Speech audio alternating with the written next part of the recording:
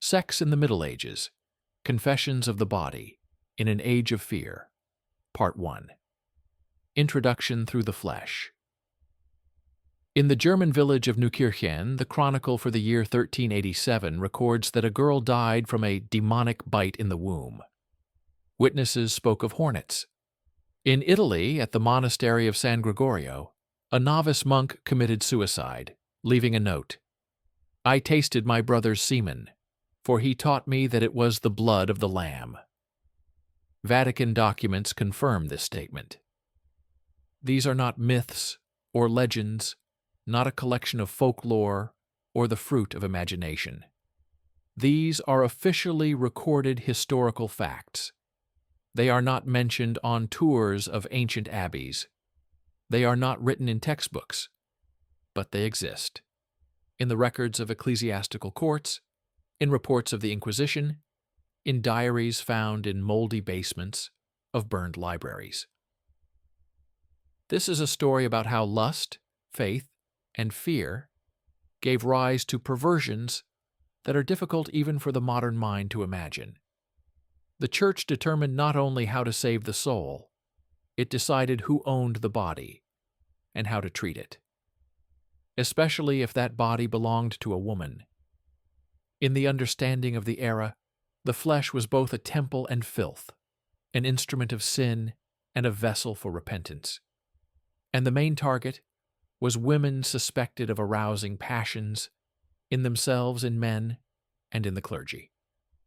In Flanders, in the monastery of St. Sebastian, an abbot named Abelard wrote in his diary, "Sister Janet brought a hornet in her womb to drive out lust. We burned it after it stung her, for it was imbued with her heat." This is not a metaphor. Archaeologists excavating the site of an old monastery in the early 20th century found fragments of a ceramic vessel depicting a scene of a woman with her legs spread and an insect flying out, apparently from inside. This was one of the rituals, inserting a bee or a hornet into the womb to cause intense pain, swelling, and, as they believed, burn away the lustful heat.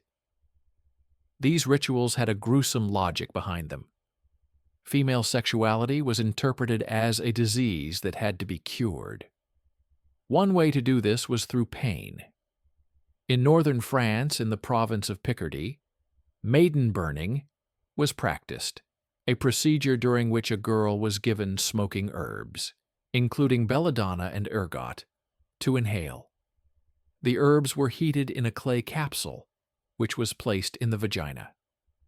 The poultices caused burns to the mucous membrane, convulsions, and sometimes death. But if the girl screamed, she was accused of being possessed by the devil. If she lost consciousness, it meant she had been saved. Church doctors, most of whom did not even have a basic knowledge of anatomy, developed their own ideas about how the body worked. One of them, Raymond de Valois, wrote in his treatise, On the Chastity of Virgins, "If a man's seed is divine, then it heals.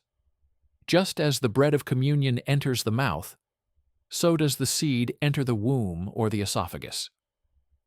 Such statements became the basis for horrific rituals.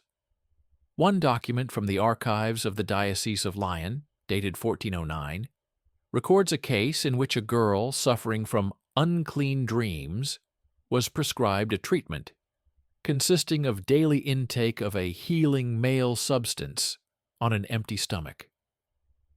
The document indirectly indicates who provided this substance: 2 monks and 1 disciple.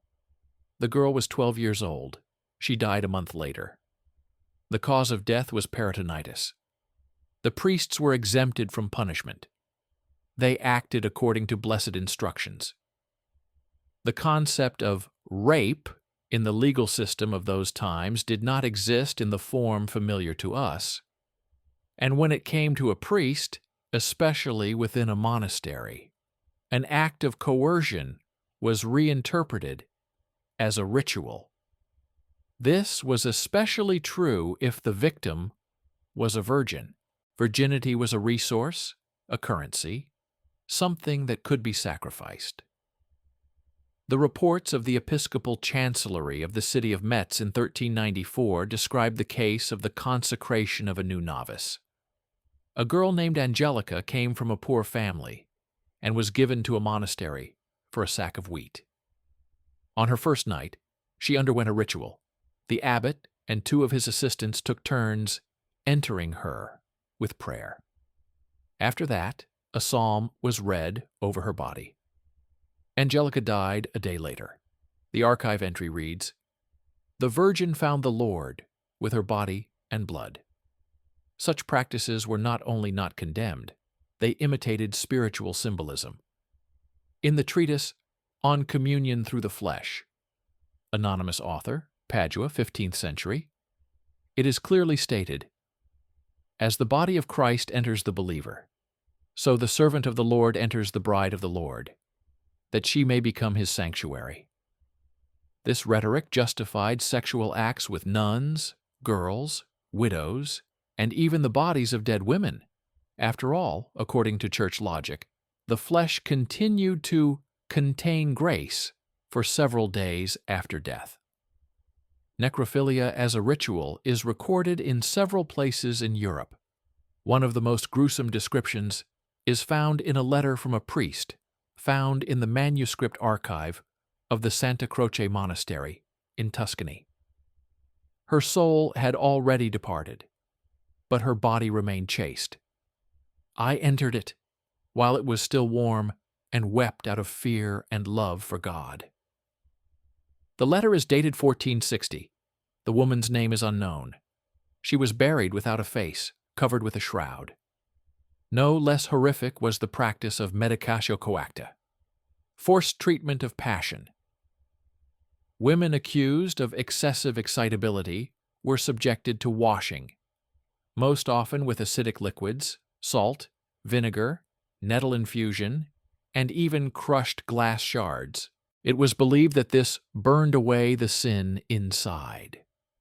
In one case, documented in Salzburg in 1493, a 16-year-old peasant girl was tied to a board, after which a monk healer poured boiling milk and garlic into her. The girl died in agony. A witness stated, "The Lord took her before the passion could flare up again." But it was not only women who were subjected to ritual violence. Boys, especially servants, pages of the Lord, underwent their own forms of initiation. The most famous of these was the communio oralis, the ritual acceptance of the older brother's semen as a symbol of brotherhood and submission. This is described in a treatise by the monk Geoffroy de Montal. "The seed of the elder is like holy oil. Let the younger swallow it and gain strength of spirit." In the monastery of Saint-Remy, archival records note that boys received semen at dawn after prayer, and this was considered part of their novitiate. Disagreement was seen as pride, a mortal sin. Part 2. Under the cloak of silence. The testimony continued. Silence became a prerequisite for survival. The body, both literally and socially, ceased to belong to the individual.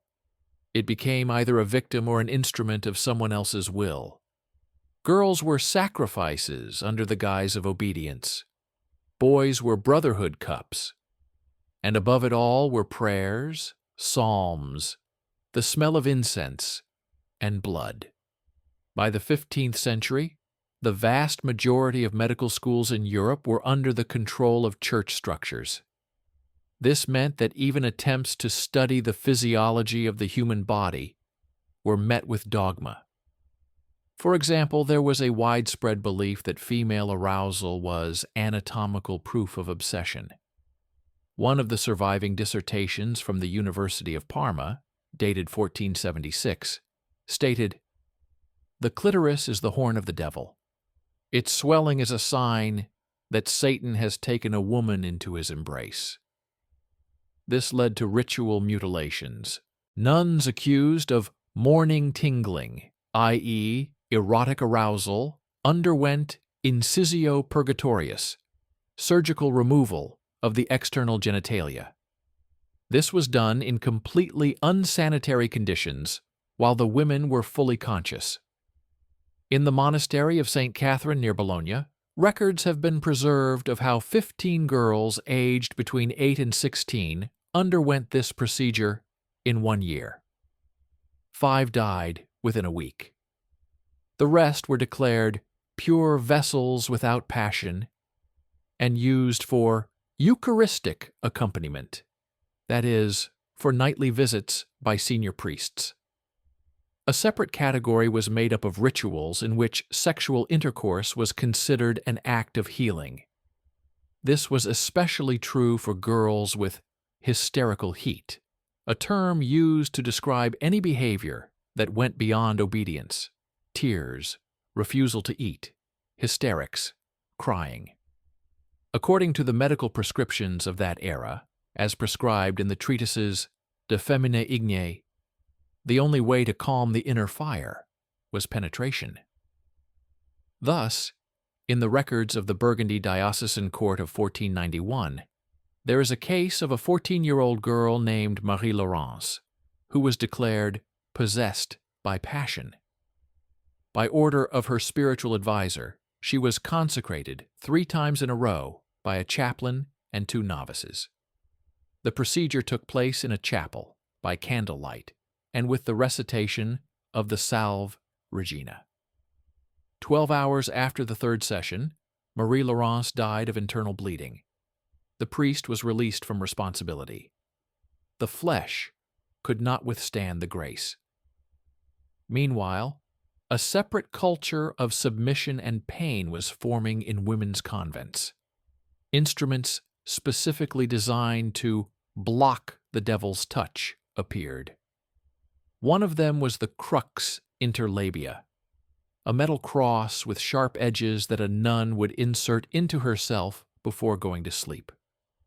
It was believed that if she was tempted in her sleep, the cross would cause pain and thus save her soul. Samples of such crosses are still kept in the monastery of St. Agatha in Naples, blood-stained, rusty, with inscriptions in Latin: Corpus meum, crux tua, my body is your cross. Sometimes purification took the form of a collective ritual.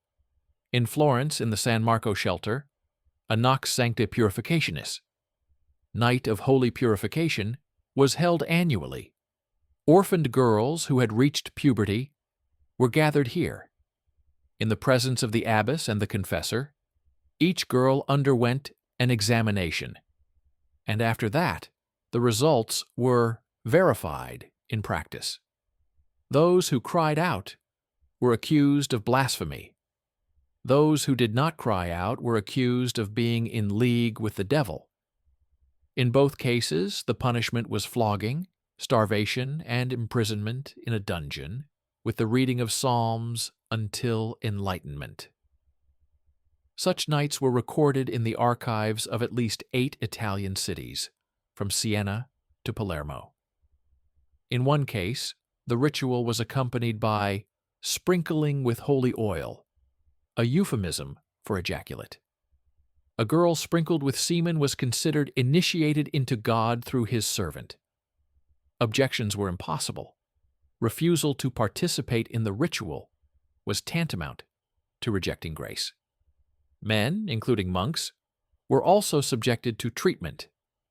In Benedictine and Carthusian monasteries, the practice of tentatio nocturna, nightly checks for lust, flourished. Young men suspected of lustful dreams were interrogated and subjected to passion control. Their penises were tied with leather straps that caused severe pain during nocturnal erections. Repeated arousal resulted in the monk being subjected to castigatio seminalis, forced extraction of semen using a metal ring and rubbing with salt. This was considered burning away sin. Some of them ended their lives by suicide. Others became executioners themselves. In letters found in the manuscript collection of a Bavarian abbey, the monk Heinrich von Hirschberg describes, "I removed the flesh from Friedrich's body with a tourniquet and burning. He cried, but thanked me. I cleansed him of temptation. But the most dangerous moment was when power, sex, and death came together. In abbeys, especially those closed off from the outside world, whole networks of ritual violence could hide for decades." In 1997, historian Elizabeth Calhoun investigated the case of the monastery of St. Bruno in Aosta. According to her archival data, for more than 60 years there was a monastery of silence where young nuns did not speak, write letters, or go outside. Every Friday, the Sacrum Corporis Unio, or Sacred Union of the Flesh, was performed. The girls, dressed in shrouds, lay down on a stone altar, and one by one, priests entered them, saying, "Dominus tecum," "The Lord is with you." None of the participants lived to see their 40th birthday. Their bodies were buried without names. Part 3. Lust for flesh under the sign of the cross. The fires on which witches were burned served not only as a means of intimidation, but also as a curtain. Behind them lay the mechanisms of power that quenched thirst. Thirst for submission, thirst for pain, thirst for perverted intimacy under the guise of divine touch. More and more, the body became a field for demonstrating power.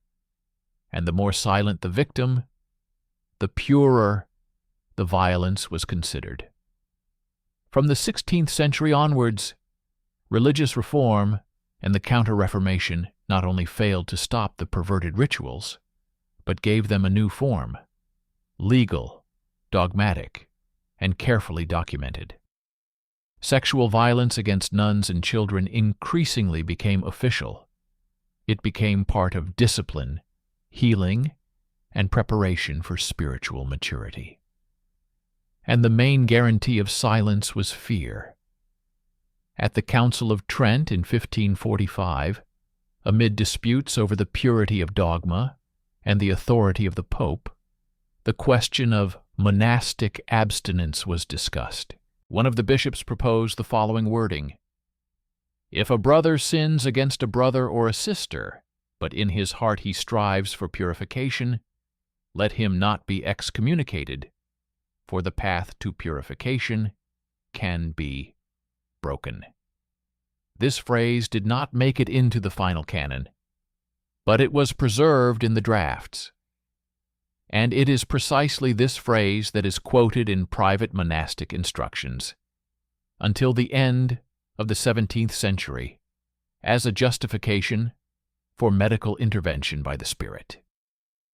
In the monastery of St. Nicholas in Utrecht, a cycle of rituals known as unctio per sperma, anointing through semen, was practiced. Young nuns who entered the order were initiated into the senior clergy through intimate contact followed by consecration. The priest or abbot had to ejaculate on the girl's body, most often on her stomach, chest, or face, after which the formula was pronounced, "Replens te gratia Dei," "May the grace of God fill you." After that, the girl had to remain silent, graze, and read the Psalter alone for 40 days. Violation was punished by flogging or banishment to the forest with a brand. Many such cases are confirmed in the letters of repentant nuns. One of them, found in a manuscript collection of the Santa Maria del Grillo Monastery near Genoa, contains the lines, "His seed ran down my neck, and he said, 'Be silent, for this is a gift.' I was silent for 7 years, until I began to vomit blood." The girl's name was Fiorella. She died of purulent peritonitis. There was no name or cross on her gravestone. In some regions, such as Saxony and Bohemia, healing of lust was performed through confractus coitus, sexual intercourse interrupted before orgasm. The logic behind this ritual was that the man puts the spirit into the vessel, but does not complete the act, thus leaving the woman half defiled and half saved. These rituals became a pretext for repeated coercion. After all, each new act finished what had not been completed. According to the court records of the Litomeris Monastery, Charles University Archives, case number 94, 1587, a priest named Theobald Rasinski confessed to conducting such sessions on 6 nuns over a period of 2 years. He explained his actions as a struggle with the flesh. His confession did not result in punishment. In court, he stated, "The flesh is like a vessel of wine. If you don't open it, it will sour. But if you open it and don't drink it, that is a great merit."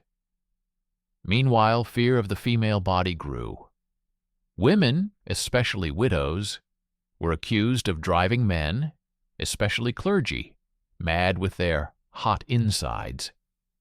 In Spain, the theory of the inner devil was popular, a myth that an unclean spirit lived in a woman's womb, tickling her from within and causing her to seek sexual intercourse.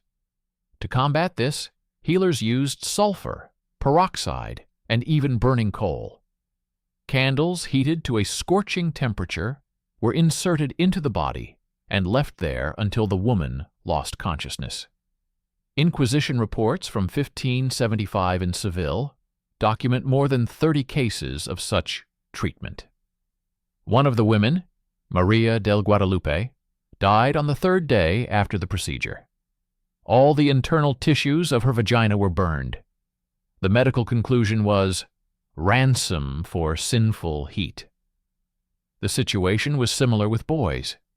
In Paris, Lyon, and Madrid, there were brotherhoods of pure youths, in which boys between the ages of 8 and 12 were subjected to initiation rites.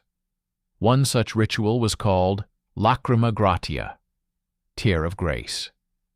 The young man was held on his knees in front of his older brother and forced to drink the soul of his loins. Those present recited Psalm 91. Participation was mandatory, and refusal was punished by public humiliation and the burning of the chest with a red-hot iron bearing the image of Peter's keys. Children who survived these rituals either committed suicide or, in adulthood, reproduced what they had been taught, a closed chain from generation to generation. One of the anonymous monastic memoirs kept in the Toulouse archives contains the following line: "I ate what flowed from my mentor and believed it was communion. Only in my old age did I realize that I had eaten his shame." The ritual of corpor mortuo, union with a dead body, deserves special mention. Under the pretext of transferring the soul to purgatory, the bodies of recently deceased virgins, most often nuns, were removed from their coffins and became the object of a sacred act.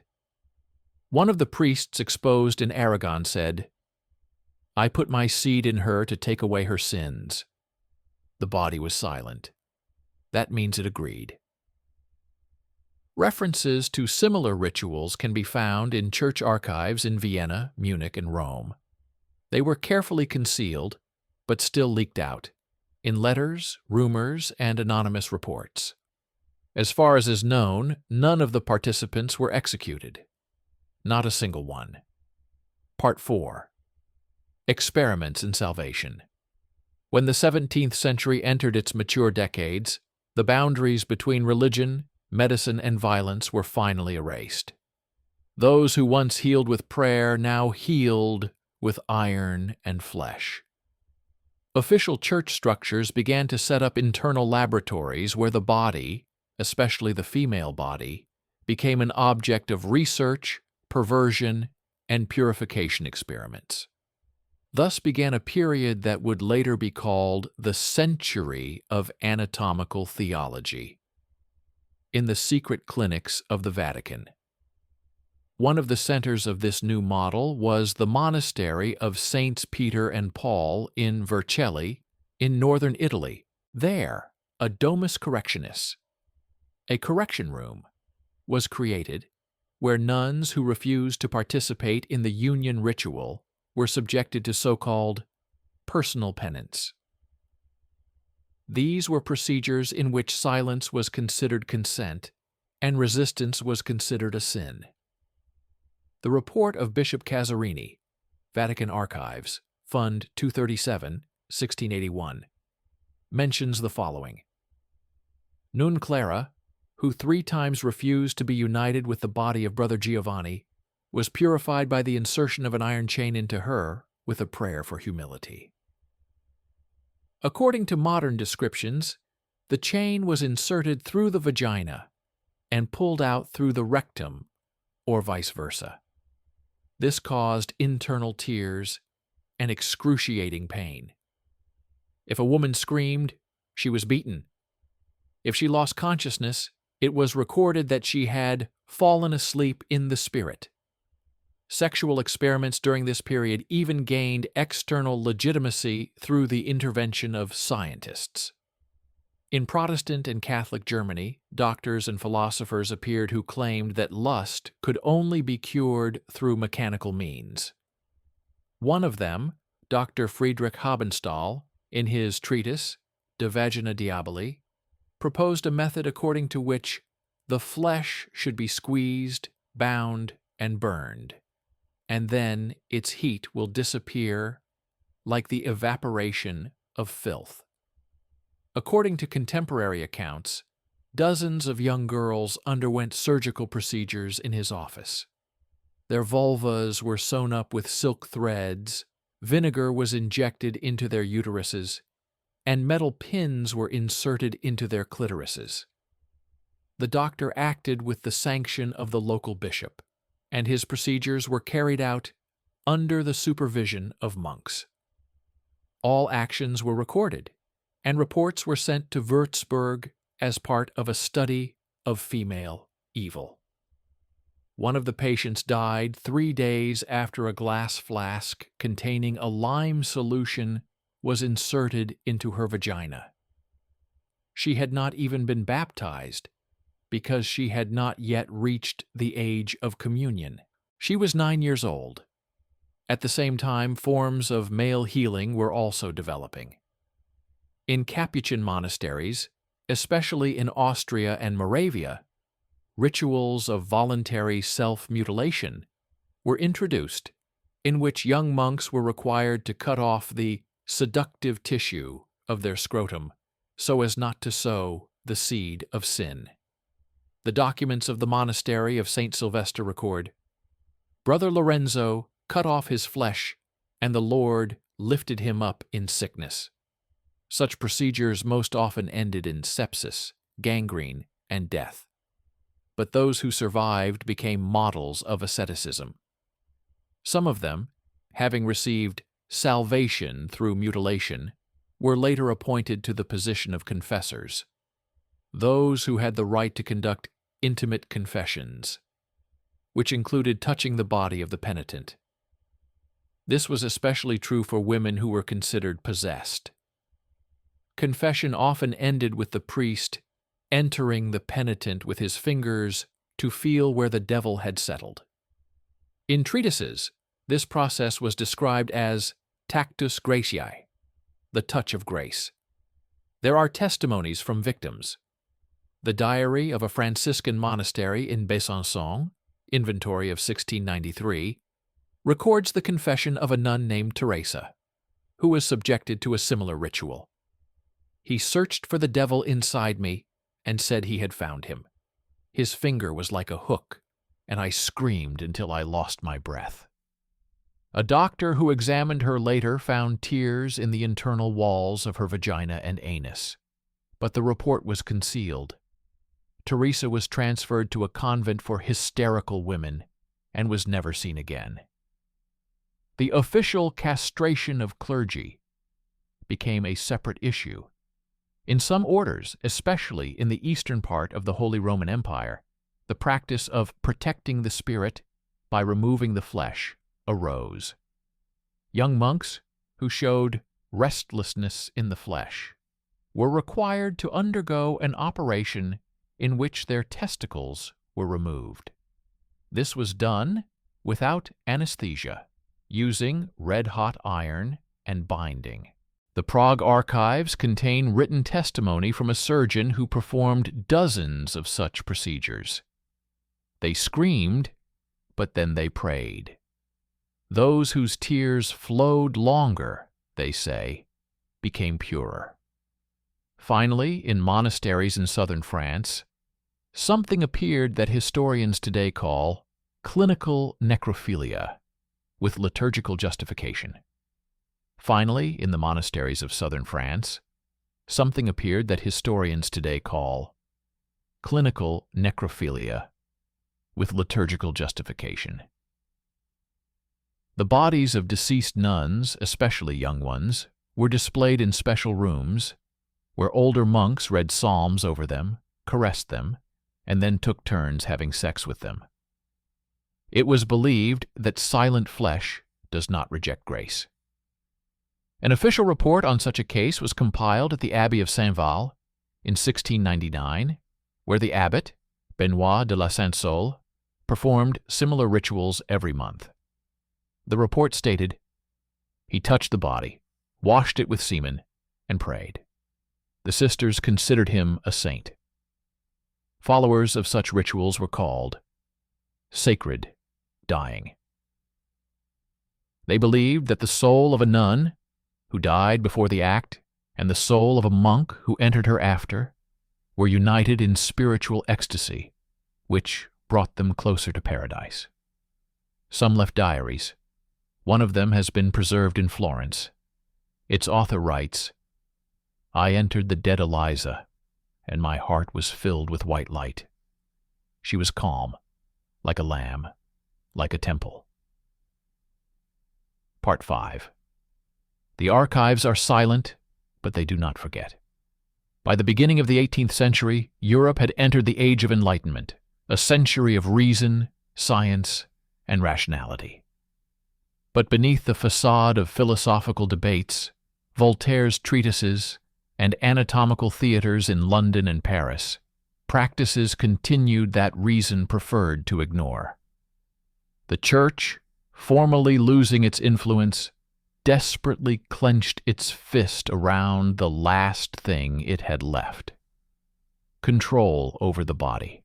By this time, many old monasteries were overflowing, not only with monks and nuns, but also with patients, women, girls, and boys who had been brought there for purification.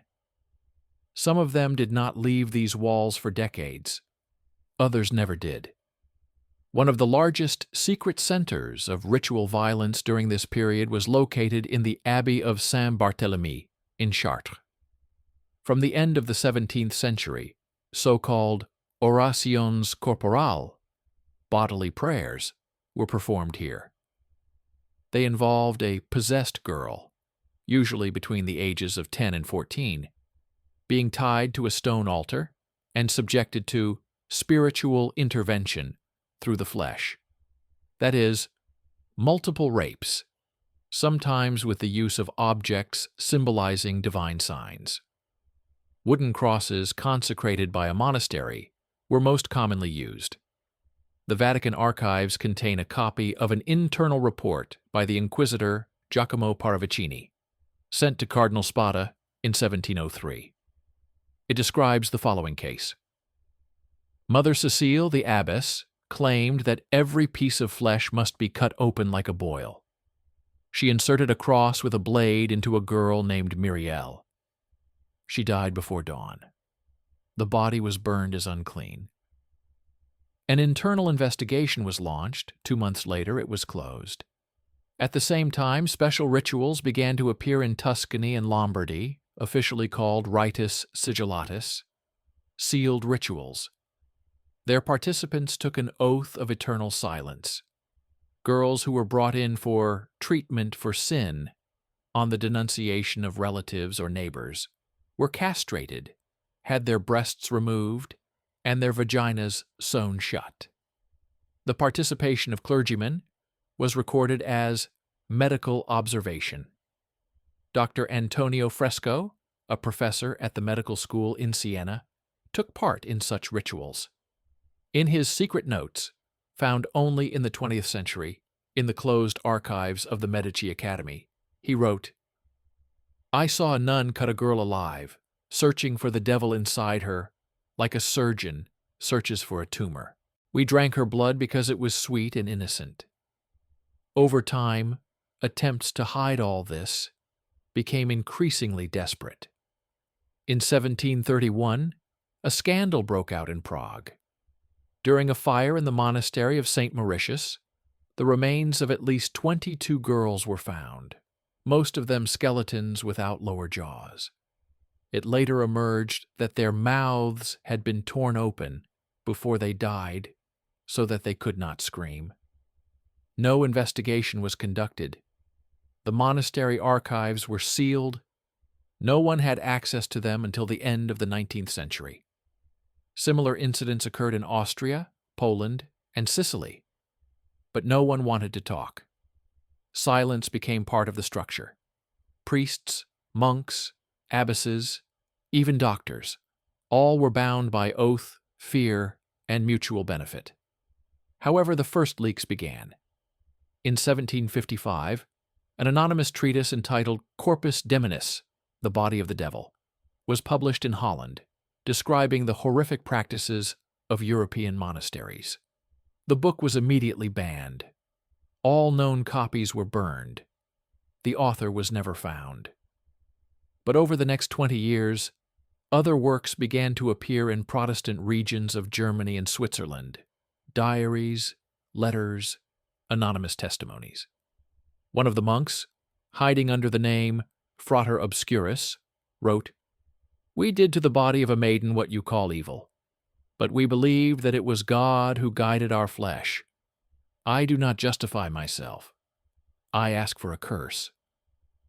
These texts spread throughout Europe as secret books. They were read by candlelight and retold in whispers. They became the basis for the first protests within the church itself. Some orders, especially the Jesuits and Capuchins, began to demand reforms, but their voices were drowned out by loud litanies and the crack of whips on the backs of the penitent. The last bonfires were lit. Oh, they were lit. But it wasn't witches who were burning. It was victims. In 1764, a nun was publicly executed in Spain for revealing the ritual of mass rape in the monastery of Valladolid. Her tongue was torn out, her eyes gouged out, and her body thrown into a pit. Her name was Juana de la Paz. Today, no Catholic source mentions her name. The Vatican still keeps files marked Index Prohibitorum and Silens Corporalis. They include thousands of pages, interrogation reports, manuscripts describing rituals, testimonies, orders to destroy remains and bodies. These archives have not been declassified. Their existence has been confirmed, but access to them is impossible. Those who have tried have either disappeared or fallen silent. Forever. Then came the 19th century, then the 20th, and everything was covered with dust. The church changed its face, reformed, renounced its past, but it did not condemn it. It did not repent. Because all this is not official history. This is the Kaizen confession of the flesh. Carved out of living memory, sewn into walls, into parchments, into bodies that no longer cry out. Today you are going on a tourist trip to an ancient monastery.